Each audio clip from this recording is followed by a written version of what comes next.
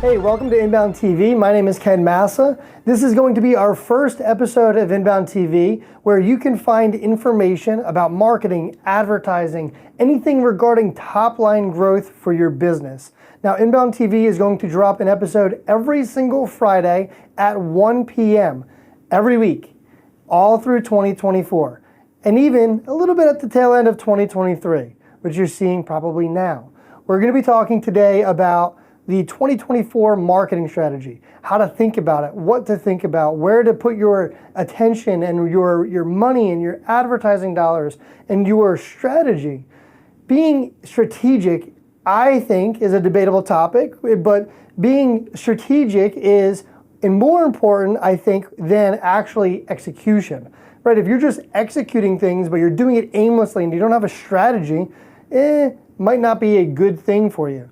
But if you have a strategy and a reason and you execute, then that's where the magic actually happens. So strategy is far more important, in my opinion, and that's why I say it's debatable, far more important than anything you could do, because mapping it out, having a good thought, a direction, a goal, and a plan of action, and then executing is very, very important. So today we're going to talk about all the things that you should be thinking about going into 2024 in order to strategically place yourself ahead of the curve, ahead of your competitors, and in a way to be able to leverage as much as possible in the world of marketing with all of the things that are going on, all of the changes, all the world's actual events that are happening in 24, because there's a lot that's going on that's going to depict what strategy you should be leveraging. And well, when you start to think about these things, you have to start to think about what is more purposeful, because there's so much to do out there. So as we start to think about the 2024 strategy, we're going to kind of cover a landscape of different types of products or platforms that you should be using or thinking about, and the reasons for doing so. So the very first thing when we start to think about these things for clients or for anyone that we work with specifically is really the goal, right? If you need to find a reason to actually execute a plan, you need to really think about your goal and why you're doing that, right? So when you start to do marketing or when you start to use these platforms, in order to get away from doing things aimlessly, your goal and your target will help direct you in more of a easy or seamless fashion. So the first thing I always ask, what is your goal? Is your goal to drive more attention and followers, subscribers? Or is your goal to drive more leads? Or is your goal to drive more revenue for a particular store if we're talking about local businesses with multi-locations? Or is it to drive more walk-in traffic and sales at an event location that you're using? So whatever your goal is, you need to know that at the forefront. And that's the most important question. What is the target? What is the goal? Once you know that, everything can follow once you know the direct target. Right? In order to get from point A to point B, you need to know these things.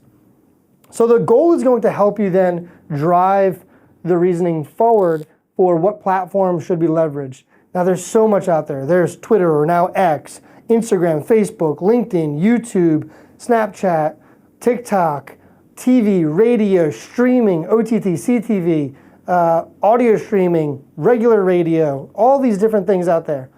It's probably unlikely that you're going to tap into every single one of these markets and you're going to do it at full speed. Or you're going to do it with the reasoning of your goal or your purpose, right? Because every platform is different, right? If you're trying to bring consumers to a retail location for a particular product or service, LinkedIn might not be your best place for that. So does it really make sense to use it as leverage to help you get closer to your goal? May or may not, but first things first, your goal should be in the middle of all of these types of marketing strategies. Now, when you start to think about this, we start to look at what type of platforms are out there. Now, typically, you're going to hear things, or you're going to hear people talk about tofu, bofu, mofu, all of these different things with top of funnel, middle of funnel, bottom of funnel, driving a consumer from finding you and knowing about you to then engaging with you to then being a sold consumer of your business. Now, all of those things are definitely true, but we're not going to really tap into that too much today. That's more of a funnel strategy or more of a direct approach of how you channel users in from channel to channel, from platform to platform specifically. But we're going to talk more high-level overview of these platforms. So let's say Facebook, Google, let's say maybe Instagram, TikTok, and let's say YouTube are all ways for you to drive traffic closer to your goal. That might be the case. The first thing to think about is your audience with this goal. If you know the audience and you know the persona of the person that is likely to be your consumer, then you can see if that person spends time or is likely to spend time on that platform. Right? Like, let's say your audience is a business professional that is also into fitness. Where they consume their fitness content might be a great place like YouTube or Facebook or even Instagram. But Google might not be the place to put your advertising spend if you're looking to do something with Google search or Google display, depending on the product or service that you're selling. But the key is, where is your audience spending their time? When you start to think about where they're spending their time, then you can start to see what platforms are best and most purposeful. The other thing around this is where you want to start generating content, right? So are you running a content marketing strategy or a more aggressive paid advertising strategy? That's really an important thing.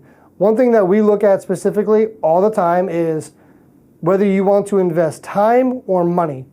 Time or money, time or money. Time would be potentially content, or depending on how aggressive your content, you could be building out a team for content marketing, and it still costs you a lot of money, but your strategy is far more aggressive than the average. So then maybe you are spending a little bit of money on the content side. But when I'm saying content or paid advertising, time or money, when you're running a paid advertising program, you're literally paying to be in a better position, whether it's in front of an audience or it's higher on search results and more visibility. You're paying for that position, opposed to strategically putting content into the marketplace by providing value and then generating attention through the value and engagement through that, and so on and so forth. So you have to think about what you're looking to do there and what channel might be best for that. Now, when you look at that, what channel might be best, you have to think about where you're going to focus your advertising dollars in diversification, or are you going to go all in? Is it just Facebook? Is it just Google? And then are you driving that closer to your goal? So advertising budget definitely is a very important thing to think about, but at the end of the day, you have to look at what are you willing to spend, how long. Consistency is definitely a key to this, right? How long are you willing to spend that advertising dollar, and is it driving you closer to your goal? When doing a 2024 marketing strategy, we do a couple of things. One, we look at quarter by quarter, what is happening each quarter, and then we look at the months within that quarter. So we know that obviously Q1 is January, February, March. What events, holidays, or different types of seasonal things, let's say the Super Bowl isn't a holiday, but it's a big event. Should you be bringing a marketing campaign that resonates with that marketplace or resonates with that time of year or that type of event to then propose to the marketplace? March Madness is another one. March Madness is a big event, but is not a specific holiday. But in March, maybe you have a marketing campaign that flows around the March Madness type of theme. So once we look at the quarter, right, we'll look at Q1, then we look at the months within Q1, and then we look at the weeks within each of these months. So each week, are we dropping a piece of content every single week? What type of content? And then are we revolving that content around a theme in that month or a theme in that quarter? Because the important thing is that you have call to actions with each piece of the content that you create that then drives the consumer back to that marketing plan that you're composing for the month or for the quarter. So for instance, let's say I build a piece of content. At the end of that piece of content, I can say, hey, if you want to learn more, you can then go to this page and XYZ will happen. When you do that, that might flow with the same type of paid advertising program that you're using on Facebook and Instagram and YouTube, driving paid advertising to that landing page that then resonates with that specific audience or that marketplace. You're just doing it in a different fashion. One is with content, one is with paid advertising, driving users to a landing page for a purpose or for a specific goal. Now, I want to talk about one thing that's happening in 2024 that's a little bit of a different circumstance opposed to other years. In 2024, it's a political season. Political seasons typically start to have TV and radio costs escalate. When they escalate, you're literally paying the same amount for less service or less results, right? Because your CPMs start to cost more. When you're paying more for the same exact stuff or same exact visibility in a marketplace, you have to start to think about, is my marketing dollars or is my advertising spend being put in the correct place to maximize my visibility, maximize my reach, maximize my frequency, and is it yielding the best result? So if this year I paid $5,000 for X amount of impressions, next year that might cost $8,000 for the same X amount of impressions. Or you can say, I'm going to take that $5,000 and I'm going to move it to a different platform. Or maybe I'm going to split the budget. So I still touch a little bit here. I'm willing to reduce my traction here, reduce my impression share here, but then move to another platform where I'm going to be able to maximize my results more effectively. TV and radio in a political season, they have that happen every single time. And that happens because you're literally buying a point of time inside of a 24-hour window. And when you do that, if all of that time is going away by someone who's willing to spend more than you, the time becomes less accessible, and the value of that person paying more means more to that station than, unfortunately, than we do or than you do at that point in time. So they're willing to put in someone who is willing to pay more for that point in time in the 24-hour window, and you will either get bumped or your rates will be escalated or anything can happen in that fashion. And when that happens, you'll then see less impressions or less frequency, and your budget starts to mean less. So in 2024, you have to think about what you're going to do. Now, there's modern ways to get around this. Our modern way of getting around TV and radio in a more, I would say, cable or broadcast view or traditional radio station would be streaming. Streaming doesn't have this problem as much. Now, the problem is there all around, right? Politics and whatnot, those massive budgets that enter the marketplace for a season definitely affect every single platform in its unique way. But streaming does not get affected in the same fashion that cable or broadcast does. So streaming is a way for you to get around being able to use TV and not pay a super escalated cost for doing so. Now, streaming is more direct, it's more localized, it's more targeted, but this will allow you to then play your hand on TV or what consumers see as TV. That's Hulu, that's Peacock, that's YouTube TV, all of those streaming platforms where people are moving to because it's far more cost efficient, it's effective, it's versatile, it's modern, and you can still play your hand on TV, but not pay escalated costs. Streaming is a great way to leverage additional ad spend in 2024 with a targeted approach. As long as they're connected to the internet, they're basically on streaming there. So Facebook, Google, Instagram, TikTok, YouTube, all those social and search channels, plus streaming could be a very great way for you to get in front of consumers. The key is, how do you tie all of these networks together with remarketing strategies, with a very seamless approach so that when the consumer is watching TV, they see your commercial and they get up and they go to the gym and they watch a YouTube video about a workout, they see the commercial before the workout video. And then when they go home and they're scrolling through Facebook, they then see that ad or a similar ad for your brand on Facebook. And all of these platforms tie together to increase the frequency and the demand in the consumer's eyes. So that's a really key thing in 2024 to keep your mind on. Am I paying an escalated cost for advertising? And if I am, how can I move my budget to a place that is going to be more efficient and effective for this season? And how can I lean into it aggressively? Some of the biggest things to think about is your search engine optimization if you're a local business. Are you visible there? Now, if you aren't, you need to start working on that. That's going to be a great way to get, I would say, long-term success. It's not going to happen tomorrow or even in a month, but long-term success, search engine optimization is going to help you create more visibility on search.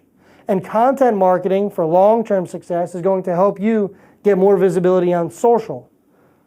How I look at these strategies and how we think of these, and you'll hear people talk about them in different ways. For one, the funnel strategy with tofu, mufu, bofu, that's one way to think about things. I like to think of it a little bit different. I think of it as, what's a passive strategy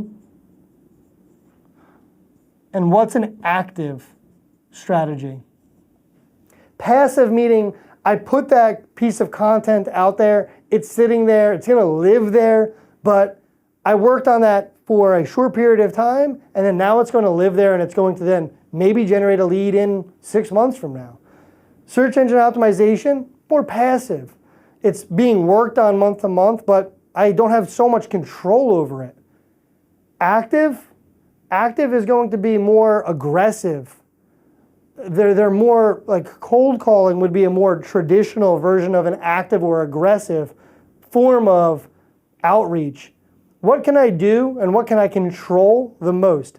If you have more control over it, it's in active. If you have less control over it, it's in passive. You can only control so much with search engine optimization or content marketing. Now, can you move one of these passive strategies into an active strategy? Of course. People that grow YouTube channels with millions of followers turn a passive strategy into an active strategy. But the reason that they do that is because they dive into the strategy so much that their strategy becomes packed with time and they start to control more of the elements. So the more control that you have, the more you can move it into that active stage.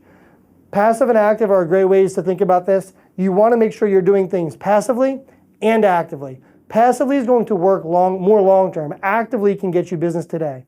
What are we doing right now? We're using paid advertising. We can control most of that. We can direct to a specific audience. We can create a piece of content, put it into the marketplace, see if there's value, use that as leverage to then push to an audience and to actually put advertising spend behind because we saw that it worked. So we can control more of it. We can test, we can alter, we can adjust, we can target, we can increase spend, increase velocity, all of these things for paid advertising. You want to make sure you're doing both of these, and that's the key. And the last piece of this is when you have passive strategies and you have active strategies all in place, you're looking at where am I spending my advertising dollars in my active strategies so that I'm using the platforms that make the most sense. Once you have all that in place, you have to figure out how to measure it. Now, there's a lot of ways to measure things, and we'll provide tools so that you could measure more effectively. The native platforms are great. You can use the native platforms, right? You can use the ads manager for Google Ads, or you can use business like MetaSuite for measuring Facebook ads, or depending on your OTT or CTV, TV selection. There's potential areas for you to track data and impressions and frequency and zones and things like that. But you want to measure this as effectively as possible. Measuring it's important. When you're measuring in whatever tool you're using, document, right? How many people saw that ad this month? How many people engaged? How many impressions? What was the frequency? What was the engagement rate? And then how do I get better? How do I go from month to month to make sure that that's going up and up and up as much as possible? So we talked more theoretically in this first episode and theoretical thinking for strategy is really important. But I'll also provide resources that'll link to this video so that you can see the tools that we use to plan these strategies, right? How do we actually visually and in a written format see what we're doing from quarter to quarter or month to month or week to week? We use a spreadsheet that actually aligns all of these details, and I'll provide that. And then how do I know what platforms are best or most fit for me? How do I come up to an idea with what my goal is based off of my business? And then what are passive and what are active strategies? We'll provide research and value with a document that outlines this in more detail. Like I said, more theoretical thinking, but strategy and theoretical thinking is super important in order to help you align what you could be doing with what you should be doing that drives you more direct into a fashion of aiming towards your goal and hitting that target throughout the year.